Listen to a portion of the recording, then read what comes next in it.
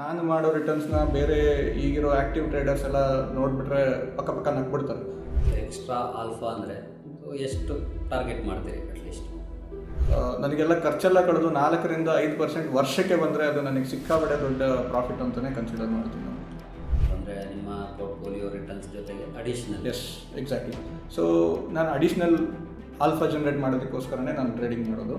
ಅಂದರೆ ಎಷ್ಟು ಅಂತ ಹೇಳ್ಬೋದು? ಅಂದರೆ ಒಂದು 0.5 to 1% ತಿಂಗಳಿಗೆ. 0.5 to 1%. ಎಸ್. ರಿಸ್ಕ್ ತಗೊಳ್ಳೋದು ಅಂತ ಅಷ್ಟು ಅಲ್ಲ, ಅದು ಅದೇ ಒಬ್ಬೊಬ್ಬರ ಪರ್ಸೆಪ್ಷನ್ ಮೇಲೆ ಡಿಪೆಂಡ್ ಆಗುತ್ತೆ ಮೇಡಮ್. ಹೇಗೆ ಅಂದರೆ, ಈಗ ನಿಮಗೊಂದು ಎಕ್ಸಾಂಪಲ್ ಕೊಡ್ತೀನಿ. ನನ್ನ ಪ್ರೀವಿಯಸ್ ಇಂಡಸ್ಟ್ರಿ ಆದ ರಿಯಲ್ ಎಸ್ಟೇಟಲ್ಲಿಂದ ಎಕ್ಸಾಂಪಲ್ಲೇ ಕೊಡ್ತೀನಿ ನಿಮಗೆ.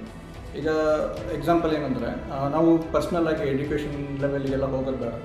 ಸೊ ಒಂದು ಜನರಿಕ್ ಆಗಿ ಎಕ್ಸಾಂಪಲ್ ಕೊಡ್ತೀನಿ. ಒಬ್ಬ ಮೇಸ್ತ್ರಿ ಇದ್ದಾನೆ, ಕ್ವಾಲಿಫೈಡ್ ಒಬ್ಬ ಬ್ರೈಟ್ ಇಂಜಿನಿಯರ್ ಇದ್ದಾನೆ ಅಂತ ಅಂದ್ಕೊಳ್ಳಿ.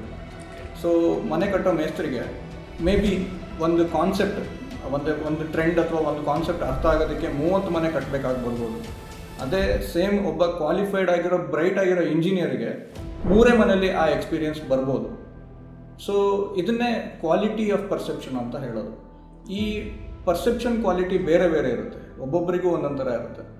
ಮೇ ಬಿ ನಿಮ್ಮಂಥ ಮೆಂಟರ್ಸು ಸಿಕ್ಕಿದ ಮೇಲೆ ನನಗದು ತುಂಬಾ ಫೈನ್ ಟ್ಯೂನ್ ಆಯಿತು. ಸೊ ಅಲ್ಲಿಂದ ನಾನು ಕರೆಕ್ಟಾಗಿ ಯೋಚನೆ ಮಾಡೋಕ್ಕೆ ಶುರು ಮಾಡಿದೆ ಅಂತ ಹೇಳ್ಬೋದು.